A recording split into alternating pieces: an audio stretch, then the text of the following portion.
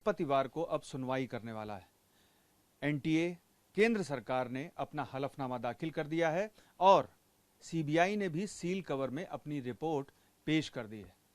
नई बात यह है कि कल यानी कि मंगलवार को 2 नए आरोपी पकड़े गए हैं और उनसे नई बातें, नए तथ्य सामने आए हैं।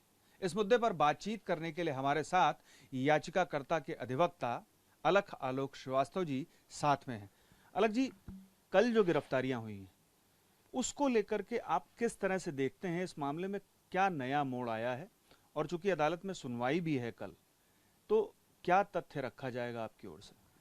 जी देखिए, सबसे पहली बात तो ये है, कल जो 2 अरेस्ट हुए हैं, एक आदित्य नाम का व्यक्ति है जो इंजीनियर है और एक राजकुमार है जो हजारीबाग में गेस्ट हाउस चलाता है। इन 2 लोगों की गिरफ्तारी हुई है और सीबीआई ने जो खुद ही जो बातें रिलीज की हैं मीडिया के थ्रू, हमें पता चला काफी क्रूशियल है।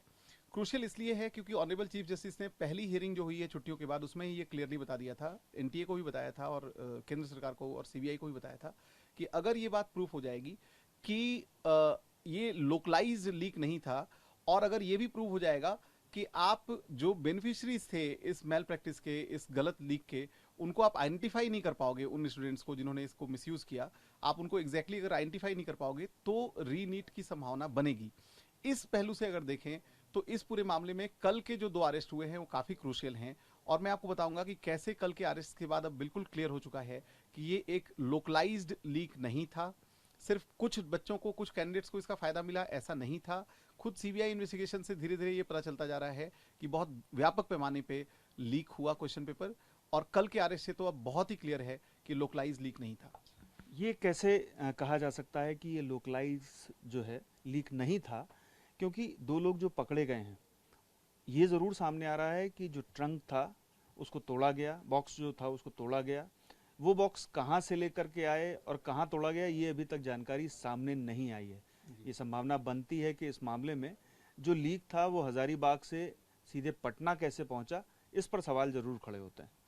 जी देखिए, अभी तक सीबीआई ने जो भी मीडिया में बातें रिलीज की हैं उनसे एक सीक्वेंस का पता हम लोगों को चला है। सबसे पहली बात ये पता चली है कि state bank of India Hazaribagh की ब्रांच ने एनटीए के इन क्वेश्चन पेपर्स के सील्ड बॉक्सेस 9 सेंटर्स में भेजे हजारीबाग के। उनमें से एक सेंटर जो ओएसिस पब्लिक स्कूल में था हजारीबाग में, उस सेंटर में एसबीआई हजारीबाग द्वारा जो बॉक्स भेजा गया क्वेश्चन पेपर का, वो उस बॉक्स की सील टूटी हुई थी, यानी कि उससे वहां पे टेम्परिंग हुई थी, और उसी के बेसिस पे, इसी लीक के बेसिस पे वहां पे जो उस स्कूल के प्रिंसिपल, वाइस प्रिंसिपल और एक लोकल जर्नलिस्ट को अरेस्ट भी किया है सीबीआई ने। एक बात तो पहले तय होती है कि एसबीआई के द्वारा भेजे गए उस क्वेश्चन पेपर के बॉक्स को ओएसिस स्कूल में ब्रेक किया गया और वहां से क्वेश्चन पेपर लीक हुआ। वहां पे फिर एक नाम आता है राजकुमार का, जिसे कल अरेस्ट किया गया। वहां पे ये आरोप आया था और प्रिंसिपल और वाइस प्रिंसिपल ने अपनी स्टेटमेंट में तब शायद सीबीआई को ये बोला था, जो मीडिया में बात आई, कि वो क्वेश्चन पेपर्स का एक सेट वहां पे राजकुमार नाम के व्यक्ति के गेस्ट हाउस में दिया गया, जहां पे एक दिन पहले ही जो कैंडिडेट्स थे, कुछ कैंडिडेट्स थे, उनको वो क्वेश्चन पेपर्स प्रोवाइड किए गए और उनको मेमोराइज करने को बोला गया। तो एक तो चेन ये थी लीक की। दूसरा जो कल अरेस्ट हुआ है वो उस व्यक्ति का अरेस्ट हुआ है जिसपे ये आरोप लगाया जा रहा है कि उसने कोई ट्रंक था, कोई बॉक्स था क्वेश्चन पेपर्स का, जिसको तोड़ के और क्वेश्चन पेपर चुराया, जिसका नाम शायद पंकज एलियास आदित्य है। जी, जिसका नाम पंकज और आदित्य है, और उस इंजीनियर है वो, और उस व्यक्ति ने क्वेश्चन पेपर चुराया और एग्जाम माफिया को भेजा। तो ये जो दोनों अलग अलग चेन्स हैं, पहली चेन जिसमें ओएसिस स्कूल का प्रिंसिपल इन्वॉल्व था, वहां पे भी ये बात आ रही थी कि उसने क्वेश्चन पेपर्स मुहैया करवाए अलग अलग लोगों को, और दूसरी बात जो आदित्य, ये जो व्यक्ति अरेस्ट हुआ है कल, उसके थ्रू भी ये बात पता चल रही है कि उसने एग्जामिनेशन माफिया को क्वेश्चन पेपर्स प्रोवाइड करवाए। तो ये दोनों चीजें क्लियर करती हैं कि ये लीक जो था वो लोकलाइज नहीं था, वाइड स्प्रेड था। अब दूसरी कड़ी इसकी आती है, नहीं, मैं लोकलाइज नहीं था, यानी कि हजारीबाग से वो पटना जो क्वेश्चन पेपर भेजा गया वो इलेक्ट्रॉनिक माध्यम से भेजा गया, ये कहना चाहते हैं आप? बिल्कुल बिल्कुल, मैं एग्जैक्टली आपकी बात पे आ रहा था। देखिए, एसबीआई जो क्वेश्चन पेपर रिलीज करेगा वो ज्यादा से ज्यादा एक दिन पहले करेगा। स्टेट बैंक ऑफ इंडिया की ब्रांच से जो रिस्पेक्टिव एनटीए सेंटर्स पे क्वेश्चन पेपर्स गए होंगे वो ज्यादा से ज्यादा एग्जामिनेशन से एक दिन पहले गए होंगे। हजारीबाग से पटना के बीच में कंसिडरेबल डिस्टेंस है। पटना में जो बच्चे पकड़े गए, कुछ लोग पकड़े गए जिन्हें सबसे पहले अरेस्ट किया गया, उनकी स्टेटमेंट्स हम लोगों ने अपनी पिटीशन में लगाई है। उस स्टेटमेंट में अनुराग यादव और बाकी लोग जो उसके बेनिफिशरीज थे, उन कैंडिडेट्स ने ये साफ साफ बोला है कि एग्जामिनेशन से एक दिन पहले ही उन्हें क्वेश्चन पेपर मुहैया करवाए गए। नेक्स्ट डे जब वो एग्जामिनेशन में अपेयर हुए तो उनको वही क्वेश्चंस मिले एग्जामिनेशन में जो एक दिन पहले के क्वेश्चन पेपर में थे। साथ ही साथ उन लड़कों ने, उन बच्चों ने ये भी बोला है अपनी स्टेटमेंट में कि वो क्वेश्चन पेपर्स बाद में जला दिए गए थे। पटना पुलिस का कहना है, जो इकोनॉमिक ऑफेंस विंग है, उसने बाद में ये बोला कि उसे burned question, half burned question paper, आधे जले हुए क्वेश्चन पेपर मिले थे। लॉ साफ साफ कहता है कि अगर कोई कन्फेशन को कॉर्बोरेट कर सकते हो आप इंडिपेंडेंट एविडेंसेस से, तो वो कन्फेशन जो है वो एडमिसिबल एविडेंस हो जाता है। इन अक्यूज पर्सन की स्टेटमेंट कि हाँ हमने क्वेश्चन पेपर एक दिन पहले ही हमारे पास आ गए थे और उन क्वेश्चन पेपर्स को जला दिया गया था, बाद में पटना पुलिस का ये कहना कि हमें जले हुए क्वेश्चन पेपर्स मिले थे, इससे साफ साफ पता चलता है कि लीक जो था वो पटना में भी हुआ था। नाउ पटना में जो लीक हुआ उसकी शुरुआत कहां से हुई, इसके बारे में अभी तक सीबीआई ने या मीडिया ने या कहीं पटना पुलिस ने भी क्लियरली नहीं बताया। जो कयास लगाया जा रहा है वो यही है कि हजारीबाग से पटना तक वो क्वेश्चन पेपर पहुंचा। नाउ निश्चित तौर पे हजारीबाग से पटना तक कोई वो फिजिकल क्वेश्चन पेपर लेके नहीं आया होगा। दो तीन कारण है। पहली बात, टाइम बहुत ही ज्यादा कम था, एक दिन पहले हजारीबाग में लीक हुआ और उसी दिन पटना में क्वेश्चन पेपर पहुंचा, इतना टाइम नहीं था कि उसे ट्रांसपोर्ट किया जा सके फिजिकली। दूसरी बात, कोई इतना रिस्क नहीं लेगा कि वो फिजिकली ट्रांसपोर्ट करे इतने सेंसिटिव इतने बड़े एग्जामिनेशन का क्वेश्चन पेपर। तीसरी बात कि इलेक्ट्रॉनिक मीन्स सबसे सुटेबल और कंफर्टेबल मीन है। तो क्लियर सी बात है कि हजारीबाग से जो दो अलग अलग लोगों ने क्वेश्चन पेपर लीक किया, एक ओएसिस स्कूल के प्रिंसिपल ने और एक इस आदित्य ने जिसके बारे में कहा जा रहा है उसने चुराया और एग्जामिनेशन माफिया को डिस्ट्रीब्यूट किया, ये क्वेश्चन पेपर इलेक्ट्रॉनिक मीन से पटना भेजा गया। और क्योंकि गोधरा में भी ऐसे कुछ मामले आए और भी जगहों पे, कई जगहों पे अरेस्ट किया गया है सीबीआई के द्वारा, तो जब एक बार ये क्वेश्चन पेपर एग्जामिनेशन से एक दिन पहले इलेक्ट्रॉनिक मींस के थ्रू भेजा गया, तो वो फिर वो वाइल्ड फायर की तरह वो स्प्रेड हुआ होगा और निश्चित तौर पे कई और बेनिफिशरीज होंगे। एनटीए के लिए ये पता लगवा पाना कि कितने और कौन कौन से उसके बेनिफिशरीज थे इस लीक क्वेश्चन पेपर के, ये इम्पॉसिबल है। बिल्कुल। मैं अब एनटीए के एफिडेविट पर आ जाता हूं जो सुप्रीम कोर्ट में दाखिल किया गया है। जो सुप्रीम कोर्ट ने अपने 3 सवाल एनटीए से किए थे, क्या उनका प्रॉपर जवाब एनटीए द्वारा दिया गया है? बिल्कुल भी नहीं, बिल्कुल भी नहीं। देखिए, मैंने एनटीए के रिप्लाईज को और जो एजुकेशन मिनिस्ट्री है उनके रिप्लाई को बहुत बारीकी से देखा है।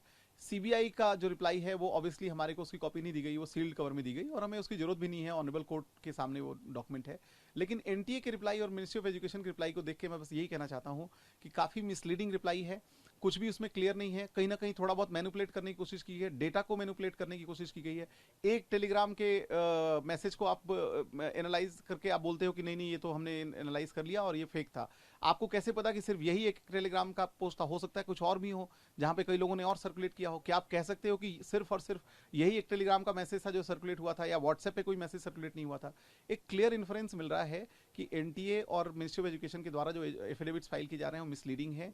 सीबीआई की इन्वेस्टिगेशन से जो बातें सामने आ रही हैं वो, और एनटीए में जो बातें कही जा, एनटीए के द्वारा जो बातें और मिनिस्ट्री ऑफ एजुकेशन के द्वारा जो बातें कही जा रही हैं वो सेल्फ कॉन्ट्राडिक्टरी हैं। और निश्चित तौर पे मुझे मालूम है कि ऑनरेबल कोर्ट के द्वारा इस बात को बहुत सीरियसली लिया जाएगा। ऑनरेबल कोर्ट के क्वेश्चंस का आंसर नहीं दिया जा सका अभी तक एनटीए और एजुकेशन मिनिस्ट्री के द्वारा।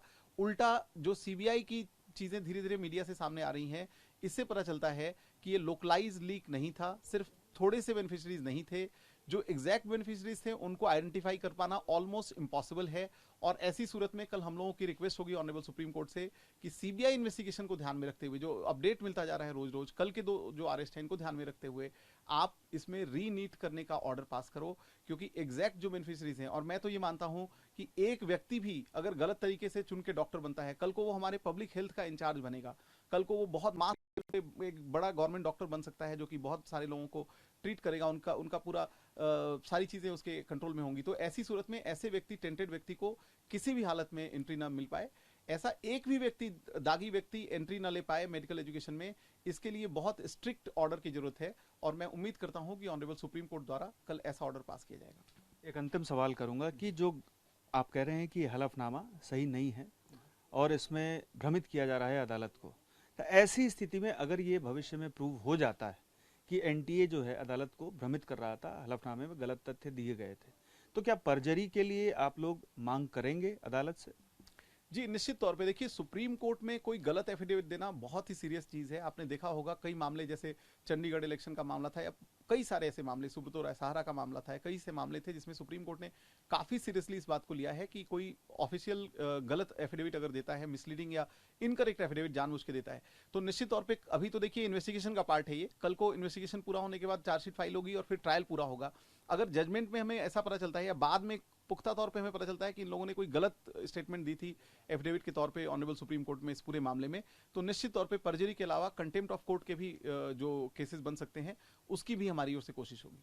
हमसे बात करने के लिए बहुत बहुत शुक्रिया। तो आपने सुना अधिवक्ता अलख आलोक श्रीवास्तव को, जिनके मुताबिक सुप्रीम कोर्ट कल जब सुनवाई करेगा तो याचिकाकर्ताओं की ओर से मजबूती से पक्ष रखा जाएगा और सीबीआई की ओर से जो अब तक कार्रवाई की गई है और जो हलफनामे दाखिल किए गए हैं सुप्रीम कोर्ट में, उनमें जो अंतर है वो भी दर्शाया जाएगा और कोर्ट से कहा जाएगा कि इस मामले पर जो रुख है उसका अभी तक नर्म रुख रखा है कोर्ट ने, और इस मामले पर अब कोर्ट अपना रुख इस तरह अख्तियार करे कि भविष्य में कभी भी पेपर लीक की घटना सामने ना आए। पीयूष पांडे, TV9 भारतवर्ष, नई दिल्ली।